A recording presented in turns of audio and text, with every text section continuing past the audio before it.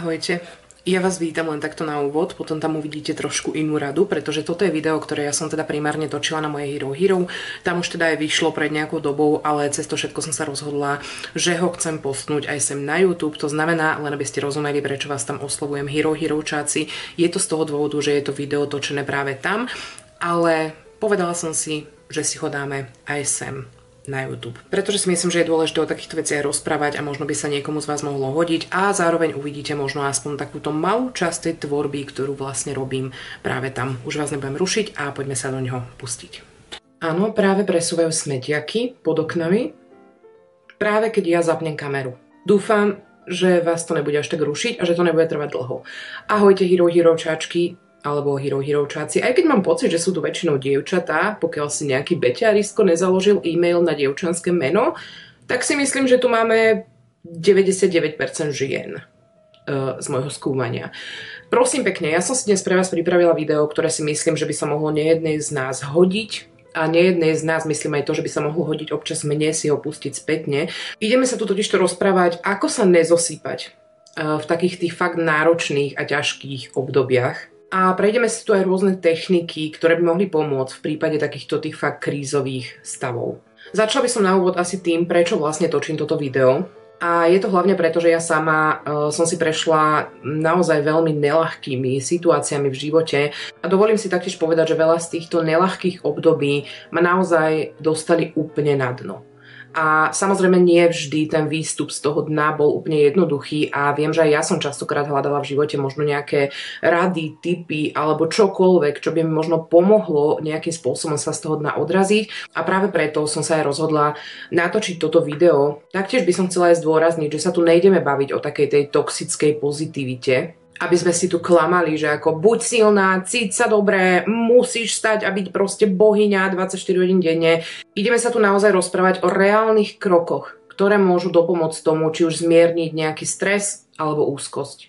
Taktiež by som chcela ešte takto na úvod spomenúť aj to, že je úplne v poriadku, ak sa necítite dobre, ak máte zlý deň, ak máte rôzne negatívne emócie v sebe, nejste sami a je to úplne v poriadku sa takto cítiť. Začneme teda takým prvým bodom a to je prijatie svojich emócií. Samozrejme tým nemyslím to, že sa v nich budeme dlhodobo topiť, ale je veľmi dôležité ich vedieť prijať. Mnoho ľudí alebo mnoho z nás má totiž tú tendenciu tieto pocity potláčať alebo ich častokrát až zľahčovať, čo v konečnom dôsledku vlastne zhoršuje celú tú situáciu. Presne také tie frázy musím byť silná, musím to zvládnuť. Samozrejme oni môžu pomôcť, ale myslím si, že keď sme naozaj v tom pocite úplného vyhorenia, tak toto asi není niečo, čo nám pomôže sa cítiť lepšie. Taktiež si myslím, že jedna zo základných techník, ktoré pomáhajú aj mne, je pomenovanie emócií. To znamená, že keď sa cítite naozaj zle, cítite akúkoľvek emóciu, proste to povedať. Teraz cítim smútok, teraz cítim frustráciu, teraz cítim obrovský hnev. Pretože aj takáto obyčajná fráza, ktorú si povieme nahlas, pomáha mozgu spracovať viacej celú túto situáciu. Taktiež je veľký rozdiel medzi tým cítením tej danej emócie a medzi tým, keď jej necháme nad nami prevziať úplnú kontrolu. Taktiež, ak sa človek topí v negatívnych myšlienkach, môže napríklad pomôcť aj technika toto nie som ja. To znamená, že si vedome uvedomíte, že tá vaša smutná myšlienka nie je realita. Je to len váš momentálny stav. Teraz sa spolu pozrieme už na tie samotné techniky zvládania takýchto situácií a to, čo by možno niekomu z vás mohlo pomôcť. Povieme si o tom, čo možno pomáha mne, čo ja sama využívam v takýchto situáciách a poďme na to. Ja si myslím, že určite niektoré z nás už počuli o takých tých fyzických technikách a tie si tu nejak tak v krátkosti prejdeme. Je dôležité na ne poukazovať aj z toho dôvodu, že telo a myseľ sú veľmi prepojené. Začneme teda veľmi známou technikou a to je dýchanie. Môžete vyskúšať napríklad také úplne jednoduché dýchacie cvičenie, ktoré sa delí na takú fázu 4, 7, 8. 4 sekundy nádych, 7 sekúnd zadržanie dýchu a 8 sekúnd výdych. Ako druhú fyzickú techniku tu máme samozrejme pohyb a nikto tu nehovorí o nejakom ako vyslovene cvičení, o tom, že oblečte sa, choďte do fitka alebo choďte robiť niečo vyslovene namáhavé. Bavíme sa tu o takom tom spôsobe ako napríklad prechádzka, alebo len napríklad úplne jednoduché nejaké natiahnutie tela, či už je to, ja neviem, že si natiahneme chrbát, možno nejaké prvky jógy, alebo akýkoľvek pohyb, kde trošku prenesieme to sústredenie tej hlavy na naše vlastné telo.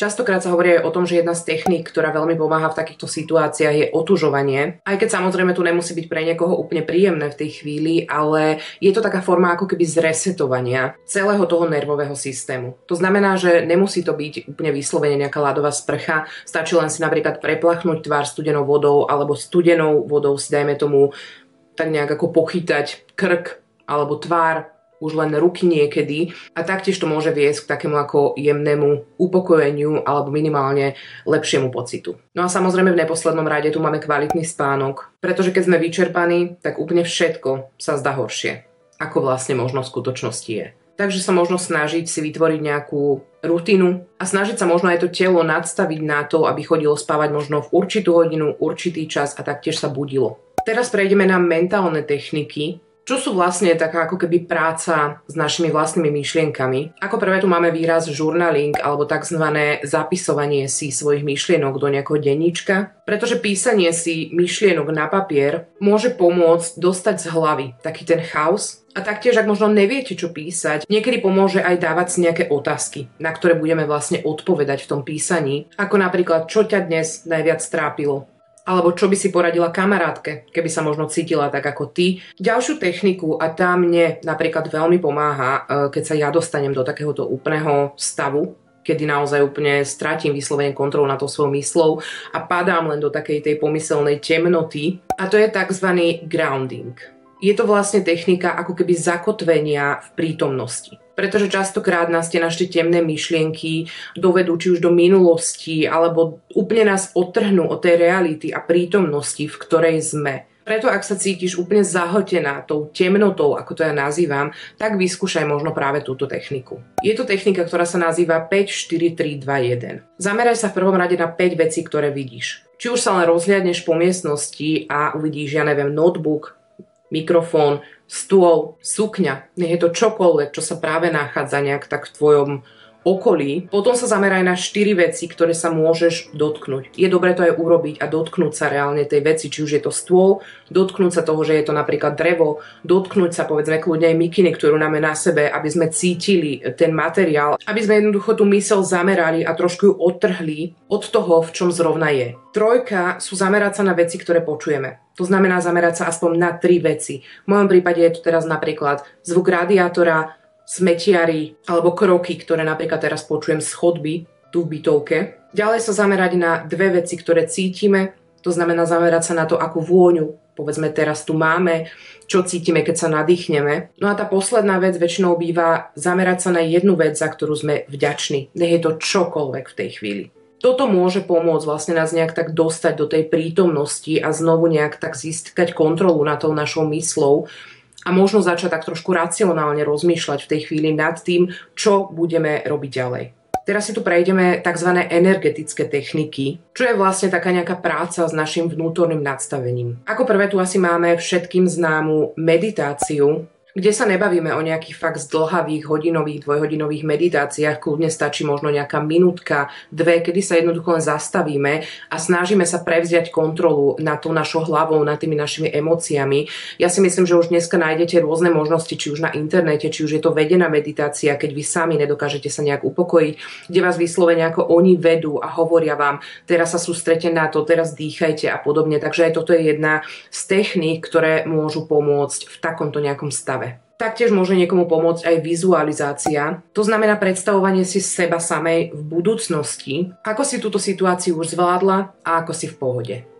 Niekomu to môže pomôcť, ja napríklad takúto techniku neviem v takých situáciách využívať, ja sa neviem na takéto niečo zamerať, pretože mám tú hlavu tak zahltenú všetkým tým temným a čiernym, že neviem si také niečo v tej chvíli predstaviť, preto mne napríklad skôr pomáhala tá technika, o ktorej som vám hovorila pred chvíľočkou, ale aj toto je jedna z techník, ktorá vám skutočne môže pomôcť. No a potom sú tu taktiež ešte možno pre veľa ľudí známe afirmácie, ktoré tiež nie každému sedia, ale niekomu sa zas môžu hodiť. Sú to afirmácie alebo skôr také hovorené vety, ako napríklad som silná a toto obdobie prekonám, alebo každý deň sa môžem cítiť o niečo lepšie. Samozrejme, tieto afirmácie si opäť viete nájsť už niekde na internete, môžete si ich kľudne hovoriť každodenne, alebo si ich môžete sami vytvoriť podľa toho, čo vám bude sedieť. Teraz ideme na tzv.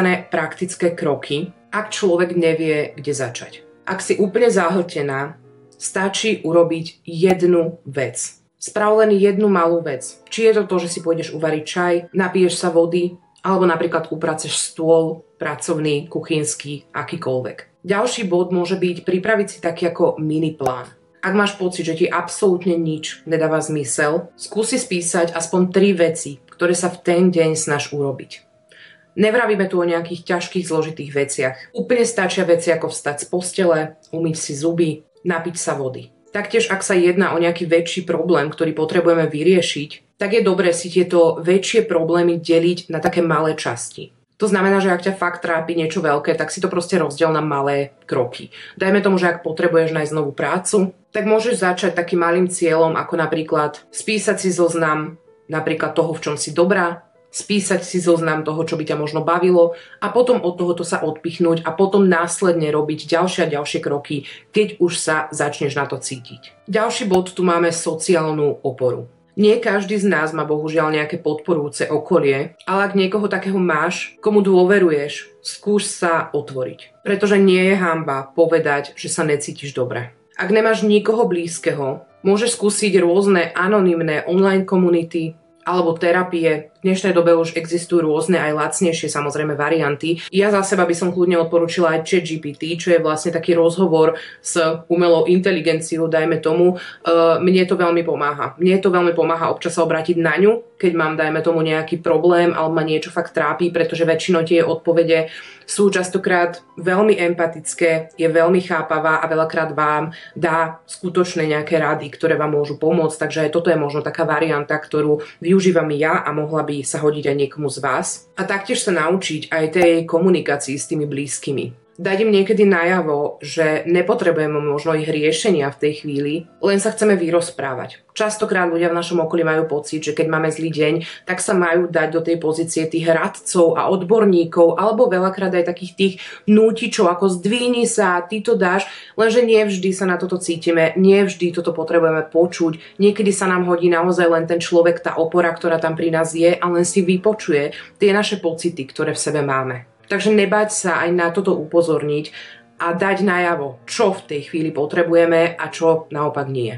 Snažila som sa vám tu vymenovať všetky tie techniky, ktoré by mohli pomôcť. Samozrejme je už na vás zistiť, čo vám najviac vyhovuje. Tak ako aj ja som počas tohoto videa vám spomínala techniky, ktoré mi pomáhajú, ktoré zase na mňa úplne nejsú, tak je to takisto aj na vás si skúsiť to, v čom sa vy budete cítiť OK, čo vám pôjde, čo zase naopak nie a nájsť si tú svoju cestičku alebo tú svoju techniku, ktorú budete možno využívať. Ja by som tu ešte chcela možno na záver povedať zo pár takých mojich myšlienok, ktoré nemajú úplne slúžiť na to, že vás tu majú teraz dvihnúť zo stoličky a majú byť extrémne motivačné, ale myslím si, že sú to slová, ktoré sa môžu každému z nás nejak tak hodiť, už len na to, aby sme sa možno v tej situácii necítili úplne sami. Viacero vecí v živote sa nám občas môže zdať nekonečných. Či už je to bolesť, strach, smútok. Ale nič netrvá večne. Ani dobré, ani zlé obdobia. To, čo teraz prežívaš, je len jedna kapitola. Nie celý príbeh.